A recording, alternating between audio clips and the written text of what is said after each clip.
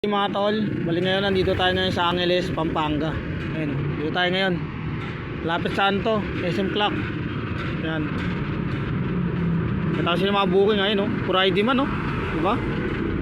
Puro ID man yung mga booking dito, mga tol. Kaso nga lang, ano, ang bababa, no? Puro ID man, puro may charges, pero ang bababa, mga tol. 64, 52. Patay tayo dyan, regular 52, no? 2 kilometer, oh. Pandi mga ano na yun, mga 80 na yan, 90 ganun. Pag mga ganyan, wala, oh. Logi pala dito sa San Fernando, mga tol. Tsaka ano, Angeles. Yan, sa Angeles tayo, tayo ngayon sa Angeles. Wala, logi pala, mga tol. Ayun, oh, mapa, mga tol. Dito tayo, ayun, sa Rizal Street. Yan. Wala, logi, mga tol.